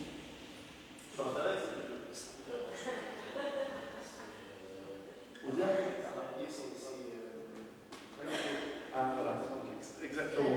Et donc cet apprentissage physique, il peut aller à plusieurs niveaux. Et bien évidemment, nous pouvons apprendre tous un petit peu de cette défense, ça donne de la confiance en nous. Et cette confiance en nous, elle est importante pour tout le reste, pas seulement pour se défendre. Ça peut aller plus loin. Moi, je suis pour le fait que, alors vous allez voir, la culture suisse me fait pousser vers ça, mais je pense qu'en tant que citoyens, nous devons apprendre, avec responsabilité, et dans le cadre de la loi, évidemment, apprendre à nous défendre avec tous les moyens possibles que nous propose la loi, et même plus loin. Parce que nous ne devons pas seulement apprendre à nous défendre, ça c'est mon approche en Suisse, c'est comme ça qu'on voit les choses en Suisse. Nous ne devons pas seulement nous défendre contre le petit criminel, ou contre le voyou, le cambrioleur ou le mafieux, qui d'ailleurs a des armes bien supérieures à ce qu'ont la plupart des citoyens. Mais nous devons nous défendre aussi contre la plus grande source de défense, et c'est là où vous comprendrez pourquoi nos amis socialistes ne l'aiment pas trop. La plus grande source de violence qui existe en général, c'est l'État. Ce ne sont pas des individus qui génocident. Ce sont des États.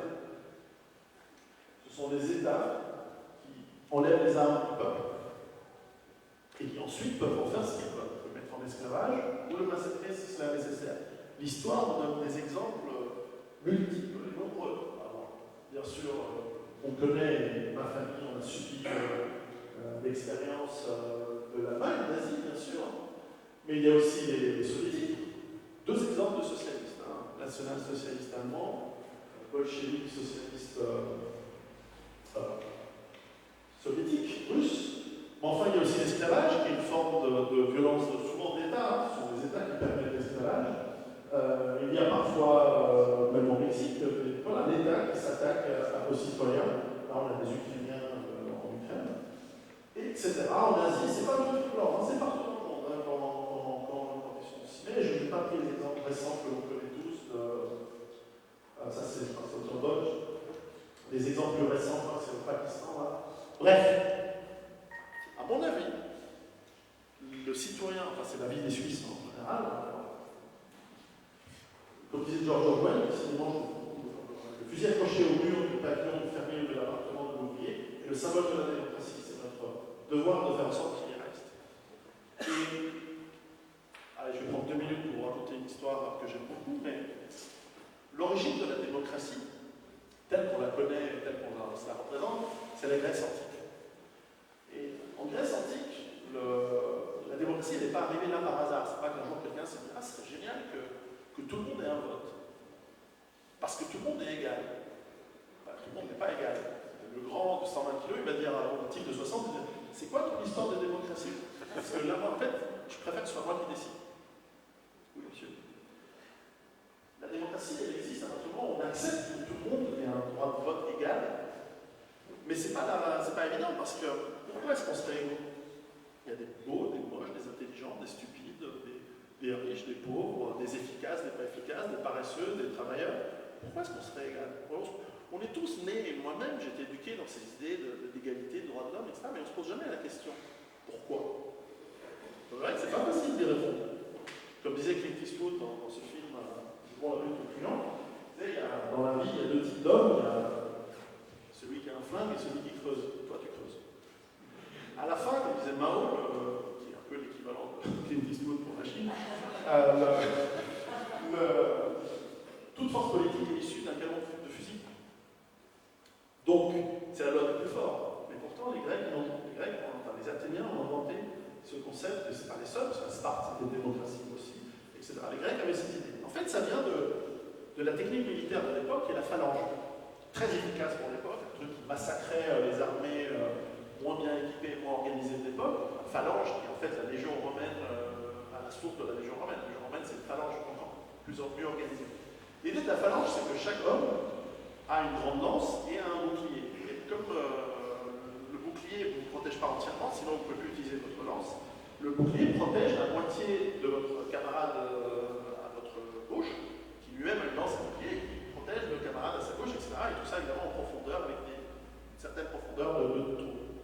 Et là, il est admis que si tous les citoyens vont tous se battre pour défendre la ville, donc les femmes et les enfants, soyons prosaïques, contre l'ennemi, et qu'on est tous dépendants de son voisin pour être protégés contre les coups de l'adversaire, à ce moment-là, riche, moche, beau, pauvre, travailleur, pas travailleur, à partir du moment où on y va et qu'on protège son voisin et qu'on est protégé par son autre voisin, on accepte d'être tous égaux face à la mort et face à la défense du bien commun. Et donc, on accepte à ce moment-là que parce qu'on est des citoyens, des soldats, on a tous le même vote. Et on est égaux dans ce sens-là. On est égaux face à la loi, qui est la loi pour les citoyens. Sinon, ça n'a pas de sens. Pourquoi est-ce que quelqu'un qui débarque dans notre pays qui ne fait rien, il devrait avoir le droit de vote? Ah oui, mais les droits de l'homme, alors on fait voter les habitants du Lesotho pour la mairie de Mexico, pourquoi pas? Ah, ils n'habitent pas à Cancunière, on peut faire n'importe quoi.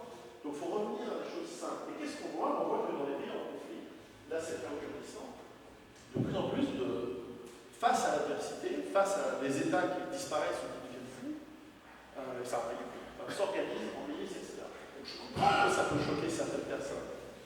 Mais la réalité, c'est qu'on doit faire gaffe à l'État. Je pense que quand ça y est quelque chose en France, les chouans en savent quelque chose, la commune en sait quelque chose, etc. J'aime bien l'histoire. À vous, vous avez besoin de réfléchir à ce que ça signifie. Septième point, peut-être le plus important, mais certainement le liant de l'ensemble, c'est le lien social. Et c'est là où ça va arriver vers peut-être la politique. Et comme ça, je vais conclure. Le lien social, c'est ce qui permet à une société de vraiment s'en sortir et de sortir. Parce que, certes, nous devons commencer ce processus en tant qu'individu, parce que ça veut dire qu'on ne doit pas attendre des autres qu'ils le fassent pour nous. On ne peut pas dire, oui, c'est mon droit d'avoir protégé, donc j'attends que l'État m'en fournisse un. Non, vous allez le faire vous-même. Parce que cette attitude de parasite que l'on voit dans tous les pays socialistes du monde, elle amène à la mort. Elle amène à l'effondrement, elle amène à la mort. Je suis sérieux, on l'a vu en Union soviétique, on l'a vu à Cuba. C'est physiquement la mort pour beaucoup de gens. Mais une fois qu'on a commencé à développer sa responsabilité de citoyen, qui est capable de se nourrir, qui est capable de défendre sa famille, qui est capable, évidemment, bien sûr, on doit le faire avec d'autres. Ne serait-ce que notre famille, parce qu'ils font partie de nous, c'est notre sang. Nos frères, nos sœurs, nos cousins. Et par extension, quelque part, l'idée du village, qui se serre les coudes, certes, avec les ragots, avec les problèmes qui vont avec la... Mais la vie de quartier, c'est pareil.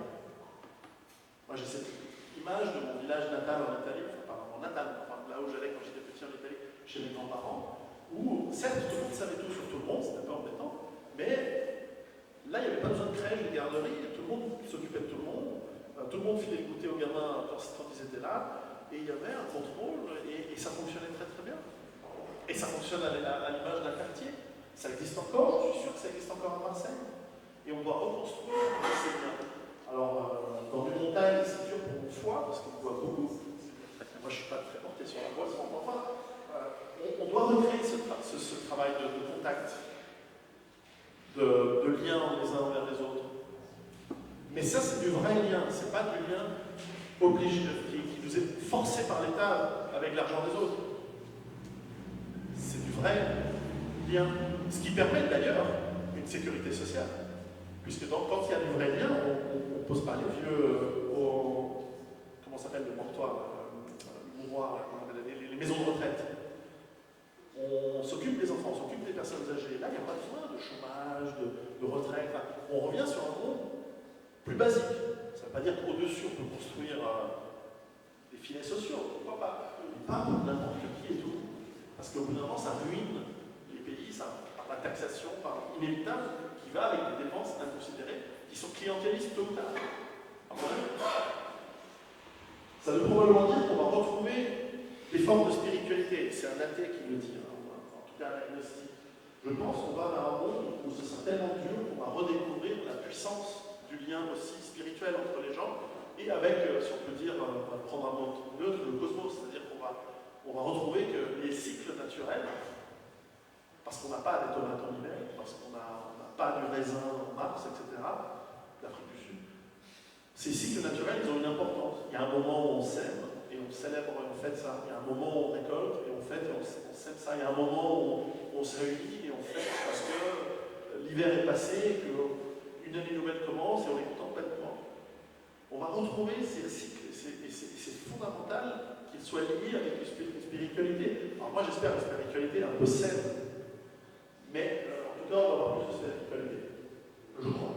Et puis, justement, on va retrouver la fête, ensemble. D'ailleurs, après, je crois qu'il y a un petit pôle de l'amitié, c'est très bien. Pour commencer tout ça, moi, je vous demande juste, enfin, je ne pas une demande, je vous suggère une chose, une seule chose déjà demain. C'est gros, je ne vais pas vous demander un petit truc, souvent, acheter une boîte de conserve, vous la mettez de côté, c'est déjà un pas, premier pas. Je vais vous demander un truc un peu plus lourd. Virez votre télévision. Qui a déjà enlevé sa télévision ici? 10 ans pour moi, un peu. Bien. C'est votre poison. Vous ne vous rendez pas compte à quel point c'est un poison idéologique, sournois, consumériste, qui empoisonne votre esprit et pire, l'esprit de vos enfants. Faites très attention à ça. Après, oui, apprenons à vivre simple. Alors oui, certes, ça ne va pas aider la croissance économique. Croissance, vivre. Croissance, vivre. Je ne sais pas, vivre, c'est bien. Enfin, protégez vos économies pendant que vous en avez encore. Et réfléchissez après avoir développé vos compétences en premier lieu et vos moyens de vie correctement. S'il vous reste de l'argent, oui, sauvegardez-le dans quelque chose qui a vraiment de la valeur. Par exemple, de l'or, mais pas seulement, il y a d'autres choses. Et pour conclure, je dirais que, vous savez, ces crises dont je parle, il y a 4 ans, on pouvait encore imaginer que c'était de la science-fiction. Aujourd'hui, franchement, qui c'est qui pense que tout va aller bien, que rien de mauvais va se passer ces prochaines années? Ok. Mais ces crises arrivent. En Pologne, c'est cette photo. En Pologne, voilà, d'une ville où, avec l'effondrement de l'Union soviétique, leur économie est tombée. Alors maintenant, ils se sont repris, heureusement, donc il y a de l'espoir. Mais ça arrive, ces crises économiques. Ça arrive, ces crises sociales. Ça arrive, ces crises politiques. On l'oublie parce qu'on vit trop confortablement, mais ça arrive. Ça arrive aux États-Unis. Ça, c'est New York il y a 3 ans. C'est violent pour les gens qui habitaient là. C'est une petite crisounette due à l'ouragan, hein. C'est pas la crise mondiale. Enfin, si vous habitez en Syrie, la crise, elle vous est arrivée dessus très vite. Hein. Si vous habitiez en Irak, c'est mieux. Alors, à la fin, pour terminer, le choix, c'est le vôtre. Moi, je ne suis pas là, encore une fois, je vous dis réfléchissez par vous-même. Moi, je ne suis pas là pour vous dire ce qu'il faut faire. Moi, je donne des exemples dans mes livres, je donne des témoignages, je donne des marches à suivre qui me semblent cohérentes et qui sont adaptables pour chacun, en fonction de vos budgets, en fonction de vos moyens, en fonction d'où vous habitez, de votre géographie, etc.